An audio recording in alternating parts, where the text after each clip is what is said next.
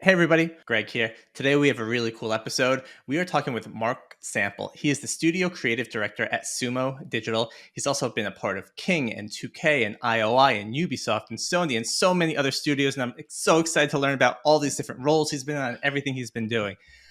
Mark, first of all, thank you so much for coming here today. Is there anything you want to say about yourself? Well, I think you've summed it up pretty perfectly. I mean, I don't think I can really top that, but I'm sure the listeners will hear a lot more about me and the thoughts on games as we go along. Yeah, and you do have an extensive catalog of games you've worked on, which I'm excited to talk about. First, I wanna thank Jamie Smith, who gave me the introduction to you, Mark, and you guys did trivia this weekend, and you guys did pretty decent, right? Yeah, Jamie and I, we go back a long way, and last year we entered a games quiz. We came second, and this year we won up and we went first. So we're really, really pleased about that. It was an awesome event. That's awesome. Congratulations. And again, thank you, Jamie, for setting this up. And before we really dive deep into it, right, I often talk with game directors, I talk with different people in different places in the studio. And now you're a studio creative director. Can you kind of break down what is the role of a studio creative director? Sure. So at Sumo Digital, we didn't have creative directors up until 2 or 3 years ago. So created the studio creative director role and the creative directors to make sure that we were keeping up with gaming trends and made sure that we had great vision for our games. So for me as a studio creative director, I work with the team of creative directors at Sumo Sheffield to ensure that we are aligned on what a great sumo game is, keeping up with the trends, mentoring each other, sharing what progress is going on, and just making sure that being a good creative director isn't just about having a great vision, it's about being able to listen, to respond, to work with teams, and be able to spread that vision and allow people to see where we want to go and how we want to do it. So for me, it's a lot of it is about coaching, listening, and making sure that we all know what a great game is and how we're going to do it. That's awesome. It's refreshing to hear that kind of you're coaching internally your own studios as well and people, Yeah. because I think often you don't look at your own teammates and realize, hey, they can use help here, and teaching them this. So when it comes to game trends, right, that's something we talk about. Like, how do you stay on top of all this information? Is it just playing games? Is it researching, talking to others? Yeah, well, it's not just only me. I mean, obviously I'm playing games, and we can only play so many games. But we have a weekly catch up where we share what we've been playing, what we see. We also have external partners within the studio who are looking at gaming trends. So Tencent also bought Sumo Digital, so we have access to their data and access to what they learn about the trends. So there's many ways, many forks on how we're getting information about games, and it's quite fascinating. I've been in the industry for such a long time, and honestly, it's every 6 to 12 months something's changing. So you got to keep up to date all the time. Yeah, just looking at your LinkedIn profile, right? You got your start on the Commodore 64, and here we Yeah, are, so many years later, right? Talking about the PS5 Pro and stuff like that. From yeah. your perspective, was there? This is a wild question here, but like, was there a specific leap in gaming that gaming took over the years that you said this is the biggest change we've seen? Oh, I mean, honestly, I would say for me, going from say like the Super Nintendo and then moving to the PlayStation, the first one with the what was it, the Tyrannosaurus Rex demo, which was a showcase for that machine back then. Going from pixels and layers of parallax to full 3D, that was just a step changer. It was amazing, and I could talk all day about this, but it was not just the change that you see on screen. It was the tools that we were using. It was the game ideas that we could come up with. It was the camera angles, movie script writing. All of that became part of games development that was emerging with the 2D platform, but 3D with the PlayStation really, that's where it all took off in my mind. Well, one of the questions I had for a little later, but now that you're on here, is when you Mm. look back at all the systems you worked on, was there a time that was a nightmare? And I just go back to stories of the PS3 when it had I forgot what the name of their chip was. They had that special chip and it was Yeah. difficult. But was there like a generation where you were just like, oh God, what were they thinking? Or Well, thankfully, I'm not a programmer, so I could do the. I used to be able to do the art. I can come up with ideas and I can work with teams. But you're absolutely right. I would say the PlayStation Two was particularly difficult for programmers because what happened was PlayStation One was very easy to work with, so people could get a lot out of it very easily, and the libraries were all good and everybody's great. But the following version, obviously, they upped the ante with what the machine could do, but they also made it so much more difficult. So balancing the processor and the graphics and making sure that it all aligned, that was more the programmer. So I would, probably sit and comfort the programmer as well. So we try to do the great ideas, but in some ways, I managed to get past that being more just of a creative rather than a programmer. It's funny you say that, knowing that's the system that had the longest legs, the longest kind of time frame of generation, was also one of the more difficult ones. Yeah, I mean, and things have gotten easier as well. Talking about difficulties, what I will say as well is, as game development has progressed, as you can see, the tools have got a lot much better. Unreal, Unity, tools that are out there, however you're creating 3D objects, whether it's Blender, Maya, or whatever, it's so much easier now to get something from paper onto screen as well. And I'm sure everybody's very thankful of that, because back in the old days, it was a hard slog just getting anything looking good. Yeah, right. No YouTube, no Google, no anything to check your code, see what's wrong, and finding bugs. You had to all just look at it internally and kind of figure out what's going on here, right? Yeah, absolutely. Yeah. Can you talk about? Let's talk about you, Mark. Right? Yeah. You've had again. I'm looking at your LinkedIn. So for our listeners, you've had so many different roles. Kind of, Mhm. you started off in design. You worked on the original Driver, building the levels of Driver, in Yeah, yeah. on the PlayStation. You were a game designer. You were a lead game designer. Can you kind of talk through kind of how did you get from one step to the next? Like, what drove you? What got you excited about keep moving up in the industry? Yeah. Well, just to wind back even further, very quickly set the scene, I guess like a lot of people get into the games industry, they're probably doing something at home before they even get into the industry. They're practicing with something. So I was doing graphics on various machines even before I got a job there in the industry, and that set me up for success. I had a portfolio and I had something I could show, which was usable. But setting myself up for success, I started as an artist. I mean, I worked as a pixel artist all the way up until PlayStation era when it turned 3D, and that's probably when my skills sort of started to flatten out. And that's when I've never consciously thought, what am I going to do and which steps am I going to take? I hear a lot of people who talk about their career and say, oh, I could see this and I wanted to go here. Or I wanted, for me, it was more a case of I just had a passion and I just wanted to keep going. So I'd do whatever it took to get there. So after graphics, I realized that I had a passion for, games design, and games design was taken off there where you could really be a games designer. In the early days, programmers and artists generally wore the hat of games designer, and it wasn't really a role. It was just what you did as you made a game. But then in the mid 90s, you could truly become a games designer, and that's what pushed me on to move from the artist into games designer's role and onto production. But we can continue about that later. There's so many roles and so many variances that I've done, but always trying to it's always about pushing your skills and never stop learning. I know it sounds corny, I know it sounds cliched, but as soon as you think you know it all, or as soon as you sort of think you've learned it all, that's when you're starting to fade. Yeah, and I love the never stop learning because I mean, as someone in gaming, right, you want to learn what else is being made, how it's made. Just again, networking internally, seeing what this person's role is, how do they do it, how do they do it. As you kind of rise up the ranks from within the gaming, do you see yourself getting further away from like the actual hands-on? Do you find yourself missing those aspects? Do you ever go back to kind of say, "Hey, I got to go back to my roots and figure this out"? Wow, that's a great question. And, I always like to answer very honestly, and that's part of my personality. Yes, and this is one of the, it's a great thing about the industry that people can progress in their careers, but it's a difficult one because a lot of the time, as you progress, it's natural for you to get further and further away from games development. And many great games developers are great because they're great at making games. And then as you get further away, your skills have to change. And that's a really hard transition for a lot of people to make, where you start to realize, I'm going to have to pass the baton over to other people on the team, and maybe I've got to use other skills which are completely new, which I haven't been using as much as games development. But coming back to it, yes, I do miss making games. I do like I used to sit in editors. You mentioned earlier with Driver and Rocky. That was my bread and butter. I would be sitting in editors, tweaking numbers, tweaking positions of things all day, every day, and I'd be so happy with that. And you never know. I might get back to it one day. I'm not done yet.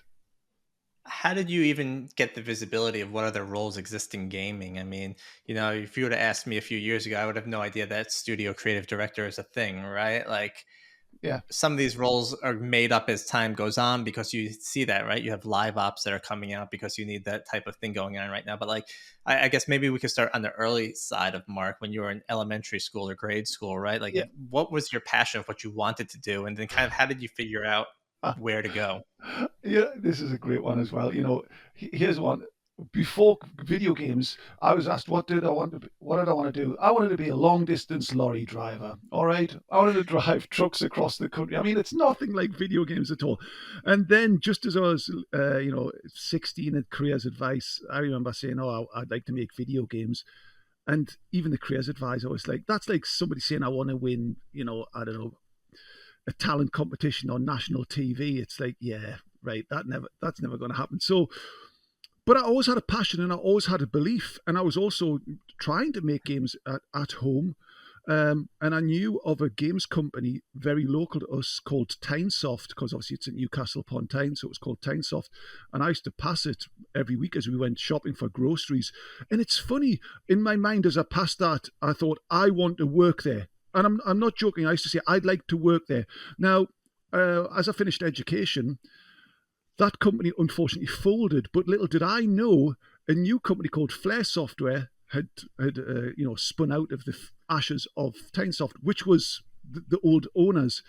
And lo and behold, my first job was actually at the place that I wanted to work at, Tynesoft, but now known as Flare Software. So I don't know if the universe or if you manifest it or whatever, but I made it.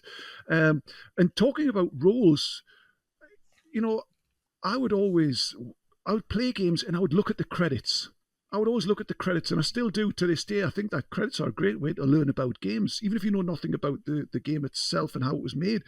Looking at the credits, who are the people that have done it? How many of these? What's the roles that they're doing? How is it evolving? What do they call their creative people? What do they call their art? And how's their departments? You can learn so much from how a game is made just by looking at the credits. So yeah, some people might think it's boring. I think it's super interesting. There's a lot of treasure trove of insight looking at the credits. You know, First of all, you being able to drive past the building that you told yourself you were going to work at, that is awesome. That's like setting that goal and accomplishing Yeah, that goal. And when you get there, it's just like, holy shit, I did it. Like, here we are. Like, I love that aspect of it. I think that's fantastic.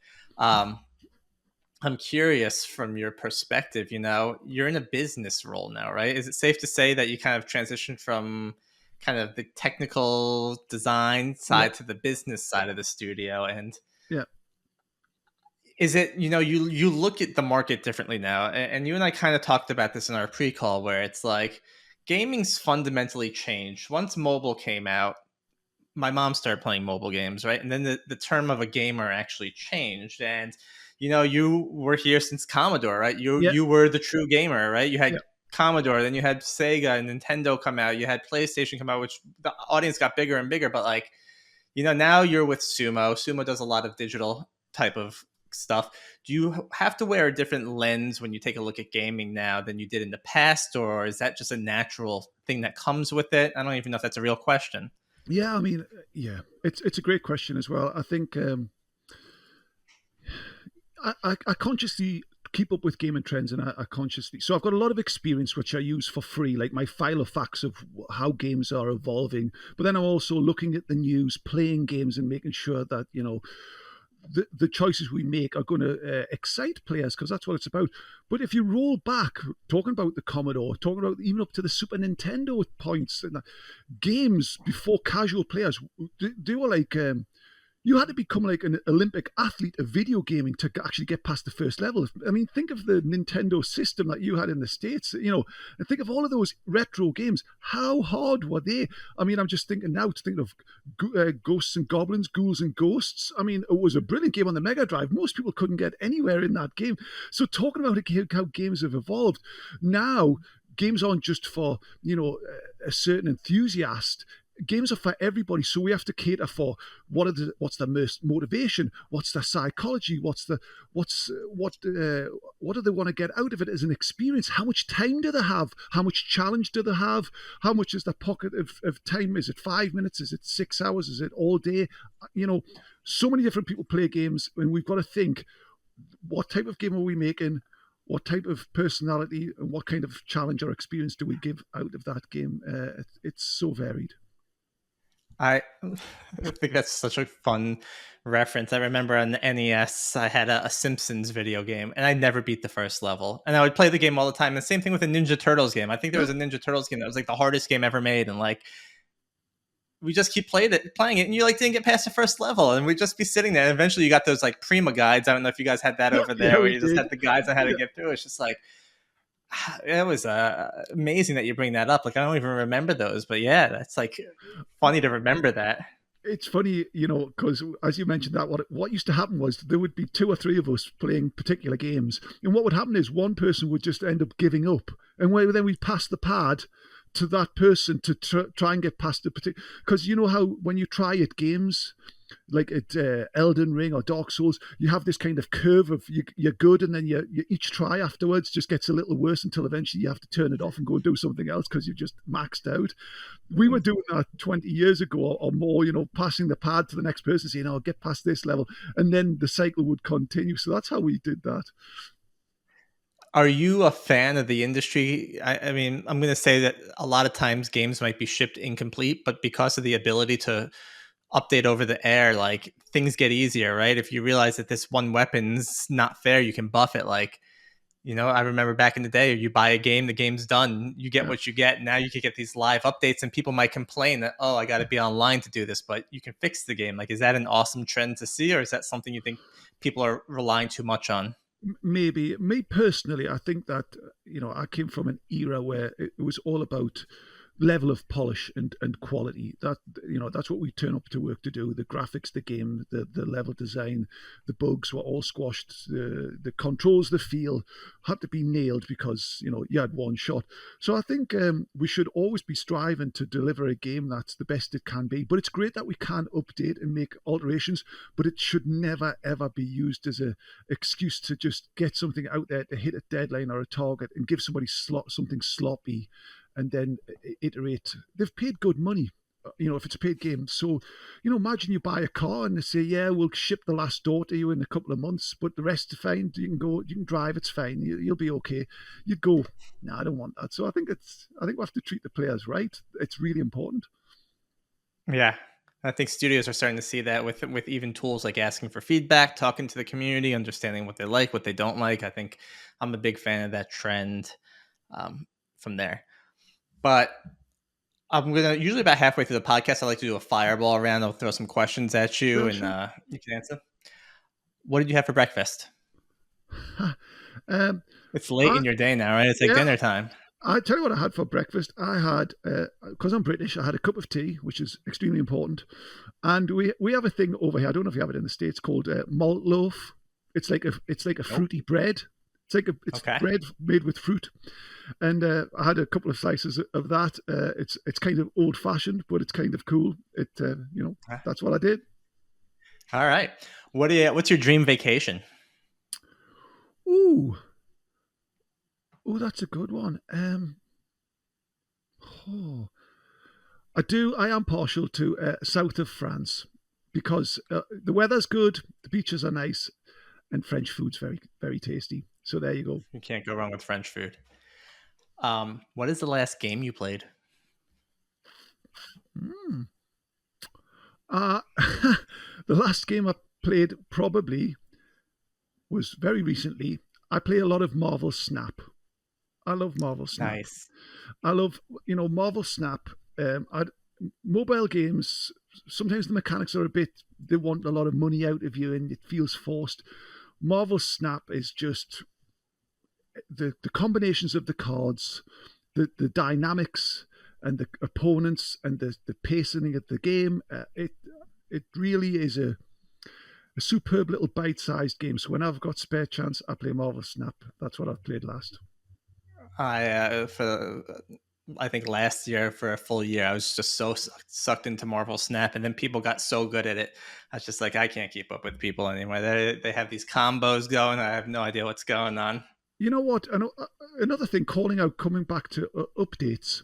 I want to shout out to the guys who are updating that second dinner. They are constantly updating the game, but in a positive way.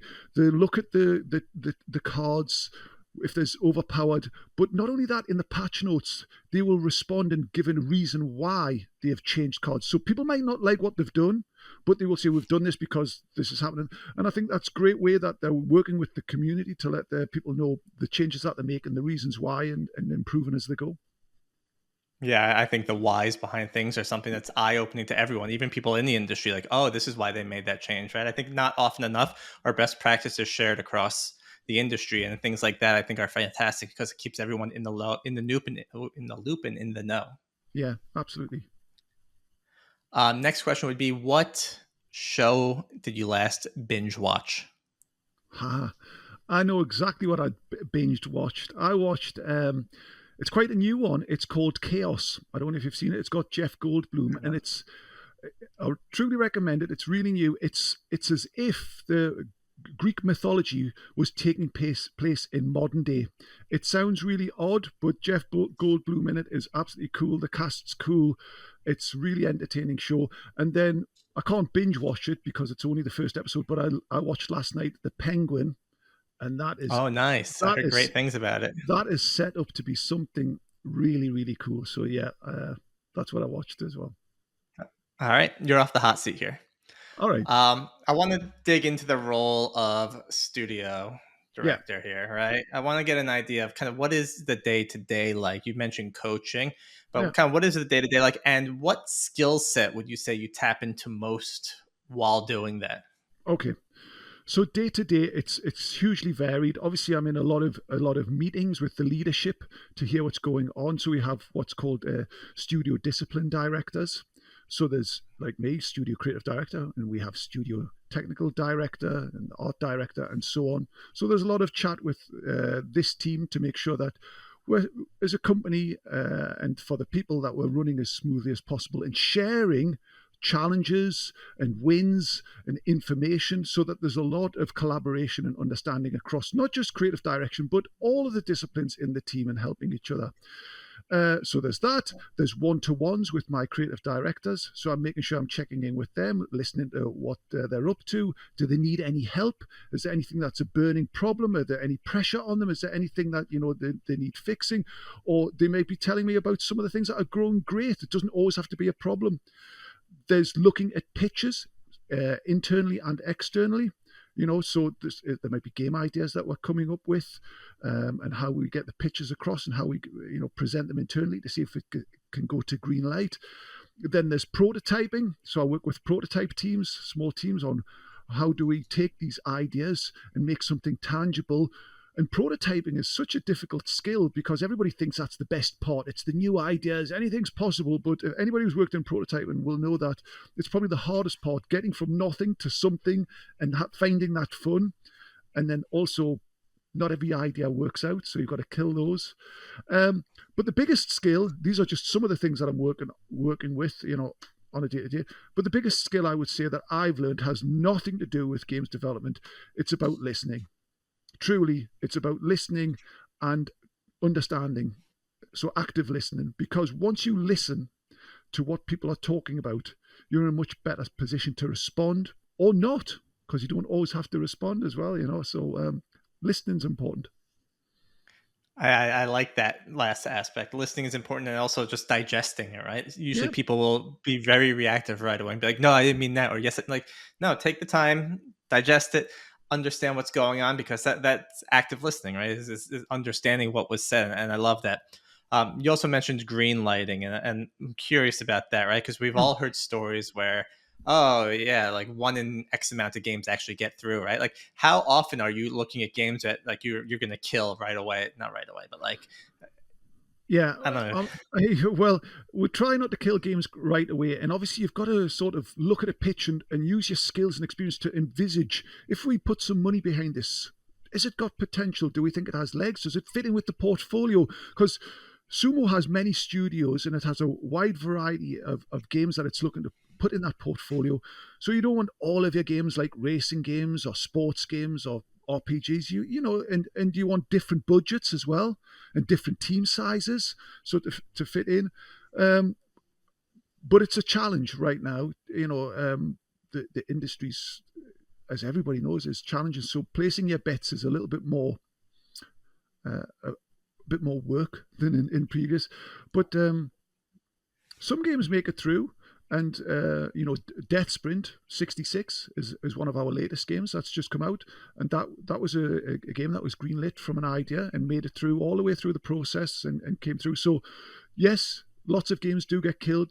That's the nature of the beast. But I've got to call out that there are good games that come through as well. So it's but you could ask this question to anybody, and if they were responding truthfully, they'd tell you it's not as easy as what people think. Well, yeah, you throw a bunch of crap against the wall, right? It depends on what sticks and what's going to be right with the right people, and that makes a lot of Yeah, sense.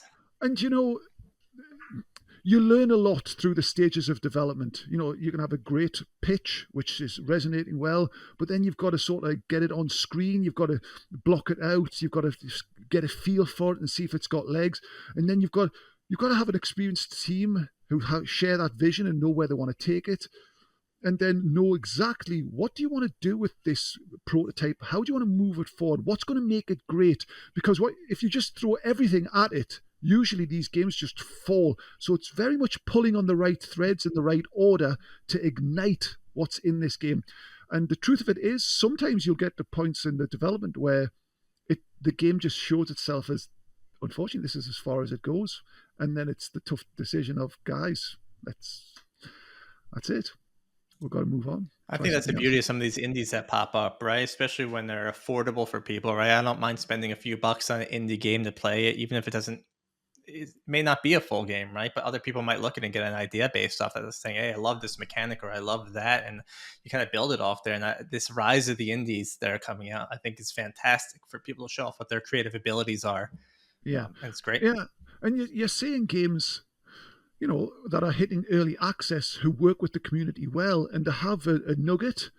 I mean, look at Baldur's Gate as well in particular. I mean, they really embraced the community over the years, and they took something that was great and they just took it to the next level in a genre at the time that people were thinking, is this really the kind of old school game that people want? But it just goes to show that, get the right people behind it, ask the right questions, do the right fixes. You can have something really cool. So I'm going to name a couple of your job titles. Yeah. Now I'm curious to hear kind of when you look back at your job history, what did you love the most? And I know it's hard to probably choose one, it's all perspective, but you were a level designer, game designer, producer, lead game designers, mentor, game director, producer, developer relations, and going to the newer stuff, game director, senior producer, studio creative director. So lots of roles out there, and I love it because you probably have so much experience in all that. But when you look back and say, I remember that year, that was so much fun, or we did something so great. It's rolling back quite a bit on this one, but I would say and people who know me will know what this answer is, by the way, before I even tell you, because I'm known for it. But years ago, I loved boxing games. And I love the sport of boxing. So I had a boxing game idea, and I took it around all of the companies that I could, and they said, "Oh, boxing's boring. We don't want to do that." And this was before boxing got cool with Fight Night and stuff like that. And I went to Rage and I tried, and I said, will you make a boxing game? And they was like, "Nah, we're not interested." And a couple of months later, they said, "Hey, Mark, you got that boxing game idea?" I says, "Yeah.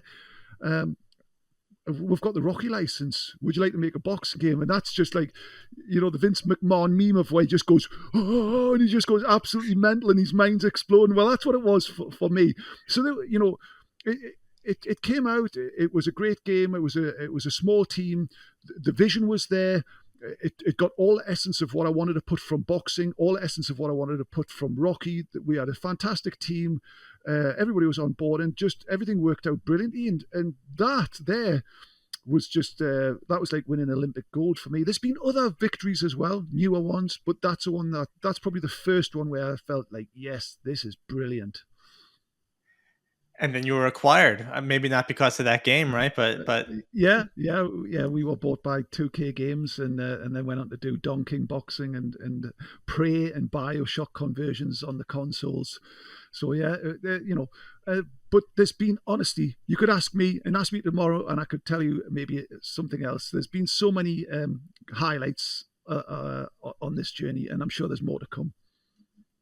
yeah, for sure. I mean, it's such an amazing portfolio and just background. And going back to kind of your role, um, I think on a day-to-day basis, right, there's tools that we use to help keep track of things. And you say you communicate with a lot of people, you work with a lot of Yeah, people, meaning I'm guessing you have a lot of notes, probably more notes than you ever want to see in your life. But what type of tools do you use? Like, is there a software that you like that you can't live without? Do you just record stuff? Like, how do you do what you do? Pen and paper, there old you go. school. You weren't, not always, but when I'm talking to you on a meeting and I want to make sure that I don't forget anything, I go straight to pen and paper, just a little bit of shorthand, just to make sure. So then I've got a little hit list there. When I've got a bit extra time, then I can make my notes wherever I want electronically, using Miro. We use that a lot, to keep ideas together and fill in there. And then obviously we've got Teams and Outlook and email and so on. But yes, I know it's maybe a bit of a surprise, but the power, and also I know this is another one, but the power of actually choosing to write something down physically connects the mind. And I think that I get a stronger connection of what I'm doing, what I should be focusing on, because I take that time to write rather than to actually type. So I would say, in that way, it's old school. And if you could see my room, the amount of old notebooks that I've got over the years, that because I don't seem to throw them away either. I've just got notes and notes of. I should look through them. I might learn. A thing or two if I go back through them. It's funny. I'm the same way. I have notebooks all around me, and then my problem is actually going back to my notes to look at them. It's just like, oh, how often am I actually going back? And I have to get better at that. But I'm trying to teach myself to use pen and paper more because it does definitely help me retain that knowledge a little better than just typing it on the keyboard does. You know what, as well, honestly, I think one of the things when I make lists on paper, the satisfaction that you get from putting a real strike through, not a strike through in text, a real strike through on the pen of, something's done, like, updated pitch document, or, attended so and so meeting, or whatever, and strike through so you can see progress. It's a great feeling as well for motivation. A few weeks ago, right, you were on LinkedIn saying you're ready to start doing some podcasts, and here we are doing a podcast. But did something change where you decided, hey, I want to start sharing my stories or my experiences? Was it kind of like a light bulb moment? I would say so. Yeah, I think I would. I'd always had it in the back of my mind, like, I've been doing this a long while. I usually just assume everybody, knows about games and how to make it. So I just thought, why would anybody really want to listen to what I've got to say? But then I just woke up and thought, you know what, I'm just going to put it out there. I'd like to help people. I'd like to share some thoughts. I'd like to share experiences, and make use of what I've learned. And if I can steer some people away from some of the mistakes I've made, or help people get along on their career or accelerate, then that's a great feeling. It makes me feel good, and hopefully it helps others along the way. So it was a light bulb moment, and I just thought, I'm going to get out there. I'm going to let people know I'm available, and let's see what happens. And there you are, Greg. You knocked on the door, and the rest's history. Here we are. So on that, can we put you on the spot? And if you can't, that's fine. But what is a mistake that you made, and how did you kind of turn that mistake into a learning experience and build upon it? Wow. You know, one mistake that comes to mind was, I was unhappy at a particular job. I won't give the companies and whatnot, but I was very unhappy, and I thought the grass was greener. So I just thought I'd had enough, and I told my current boss that I was leaving, and they tried to persuade me to stay, a salary increase, or whatever. But my mind was made up. I'm going to this new place because I've had enough, because blah, blah, blah, it's going to be better there. I didn't check it out. I'd heard rumblings that this place maybe wasn't the best, but I thought it.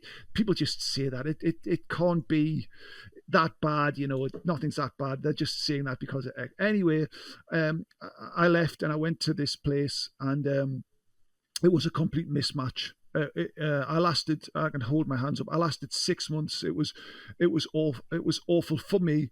It wasn't so much that the place was bad. It worked for some people. It just did not work for me, and I probably didn't work for them as well. So um, I left on good terms, but I only lasted 6 months, and I learned a lot about. It's not just the games, it's not just the company.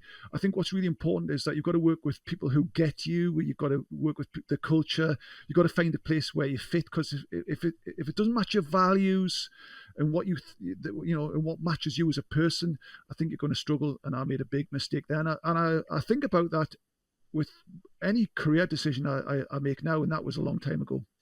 Yeah.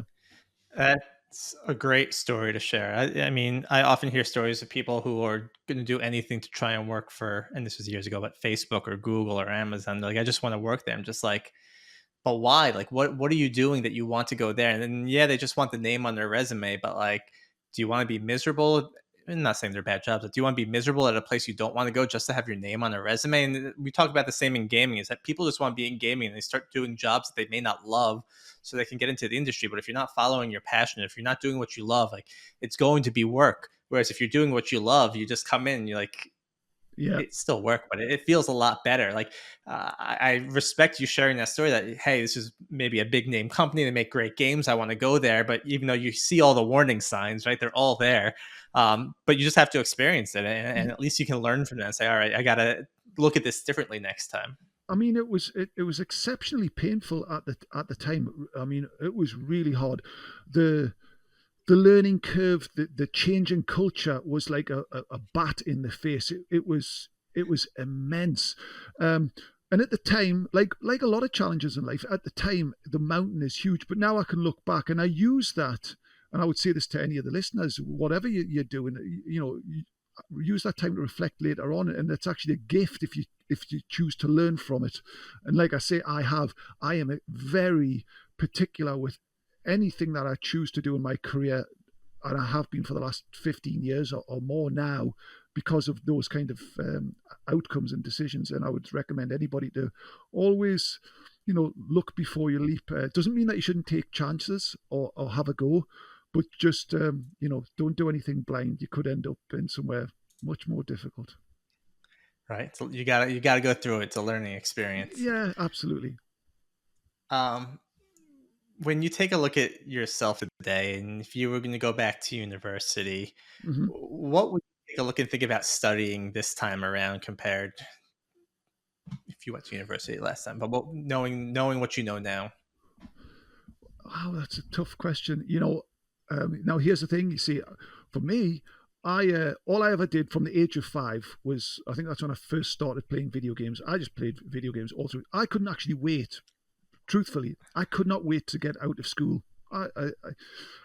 So I left school and I was in the games industry at the age of 17. I was like out of school and I'm straight into the industry and learning on the job on the get go, and have been ever since. Um, but talking about education, and I've worked at universities and I've helped give career guidance. You know, games design courses are great, but what I would say is games design courses are great, but I think that you don't just need games design to be a great games designer. I think that you need to be curious.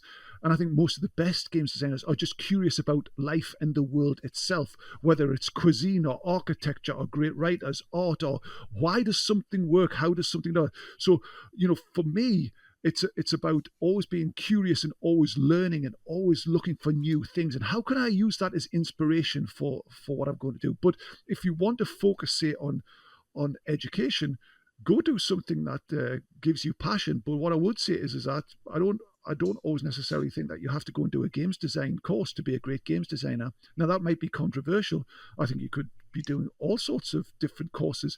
I've seen people who have, you know, done all sorts of degrees and then become fantastic game designers, and got nothing to do with games design, but they've got something in the way that they look at problems and challenges, and see fun and innovation, and can turn that into a great game. So I think there's a varied ways to become educated in the games. The only thing I'd say is now, compared to when I joined, it's much more difficult to convince, the hiring teams that you're good enough if you haven't got a degree. But if you ever speak to me, I'm always looking for the person. I'm looking for the skills and the passion first. That's where it really lies for me personally.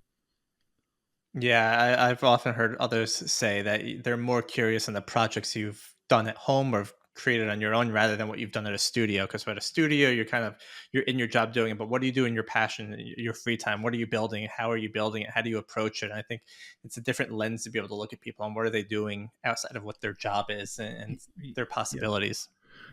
Going back to talking about education, when I used to lecture in university, I still can distinctly remember there would be a class of 30 people. And out of that, there would be sometimes 3 to 5 people who, when I spoke to them, I'd ask them what they're doing. And what are you doing? Oh, I'm making mods in various first person shooters or Minecraft or doing things. Essentially, they're doing what I was doing 20 years ago, the same thing. I told you where I started, and this is in my mind. The tools, the games, and everything changes. But if you think of everybody who becomes good at what they do, they usually find that they're doing something at home themselves as their hobby, preparing. And they were actually at these design courses just literally to get the rubber stamp to say that they'd passed a university degree in games design, but they'd already passed. I could see they'd already passed. Do you know what I mean? So they hadn't got the Yeah. formal rubber stamp, but they were just ready to go as soon as they could get out of university. They were primed. And I was talking to somebody at the games quiz. There was one person who passed the course, and I never saw this person in any lesson. They did not turn up. They passed with a 2-1 or whatever grade, and I'm not making this up. I never ever saw them, and they handed in their paperwork and got fantastic marks, and they never turned up. That is the truth.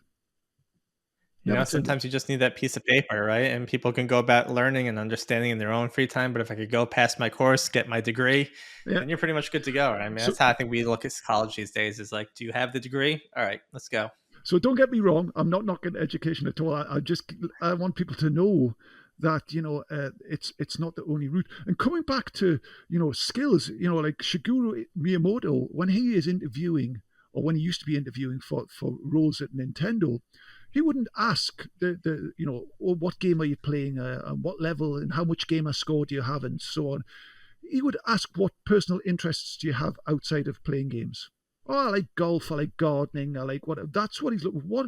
What makes you tick? Not just the games that you play, but what about you as a person? Where do you get inspiration? Because it's everywhere, and that's what you're looking for. Yeah.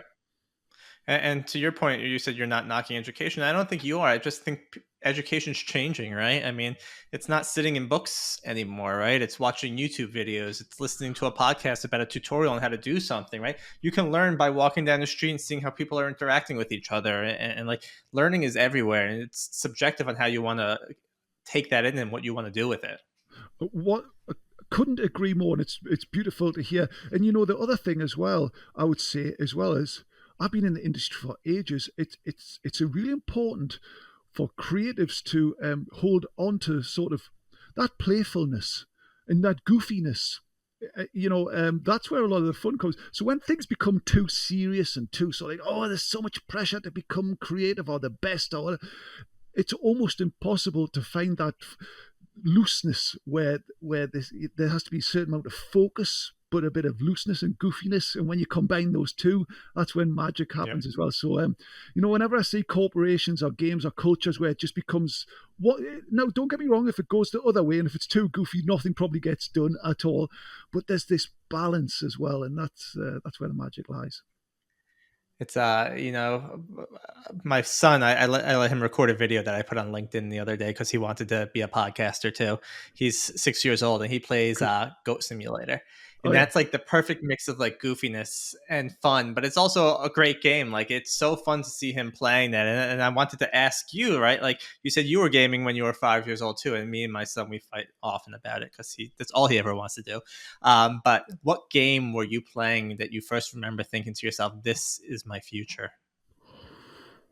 Ooh, we uh, I don't know if it was my. Oh, I'm going back now. You see, um, I remember playing, obviously playing Pac-Man, Space Invaders, and then one game that really sort of made me think this is so cool. Now this is going back, so hopefully it resonates with some of the older viewers. But there was a tank game in vector graphics called Battlezone, right?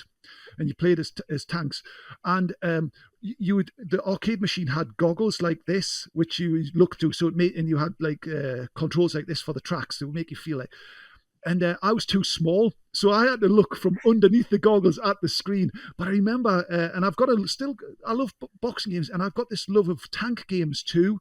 Love tank games for some reason, and this was like, this is so cool. And then the imagination was running wild. So it came not just from one game, it came from going to the arcades. Like you see in 80s movies, kids, or even like Stranger Things, where the kids are like going to arcades, playing arcades. It was like a candy shop for me. It was like, whoa, what's this next game? It's just like mind exploding with like possibilities. And it was just beautiful. It's a shame that arcades aren't as popular as they used to be, but honestly, it's brilliant. I think I love barcades now that I'm older and Yeah, I'm able yeah, to yeah. drink. I love how you referenced the 80s and then mentioned Stranger Things in case I didn't know what the 80s were like. So I'm honored that you thought that. But I love the arcades. I remember going to the mall. I'd go with like my whole handful of quarters. I'd go to the arcade at the mall that they had there. But I hope arcades make a comeback. I mean, I know they tried them with the VR for a while, but that's too much of a investment. You got to wear everything. But arcades should I make a mean, comeback.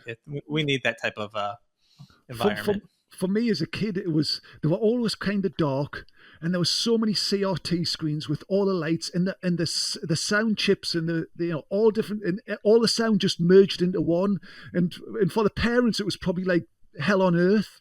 But for kids at that time, it was just, it was just everything. It was intoxicating. Well, Mark, I probably have 100 more questions for you, but I will give you the rest of your evening back because I can see it's very dark out. That's Um, okay. I appreciate this whole conversation, man. I think you've been in gaming since a long time, right? And you've seen everything from Commodore to PlayStation to NES to today, working on mobile and console based stuff. And I think sharing stories and what you're going to be doing hopefully is fantastic because I think more people need to hear about kind of the history of gaming and how it was built and going through what you went through. And when I say that, I mean the different roles, right? You were almost like you worked your way up, Yeah. and that's fantastic. Um, Thank you so much for sharing these stories. I think it's super cool, and I think you're inspirational to anyone that's listening. And before we do end, is there anything else you want to talk about or share? Or just shoot the shit. You know what? I'm just so pleased that we had this conversation. And like you say, we could go on all night. You could probably just keep asking questions, and we could probably just have a chat. But I've just truly enjoyed having this little chat. It's been really entertaining and enjoyable, and it's nice to share. And I just hope that people who listen get something out of it. So I appreciate asking me to come on the show. Thank you. Again, thank you so much for coming in today, and I hope you have a great rest of your evening. And yeah, thank you. Awesome. Thanks a lot. Cheers.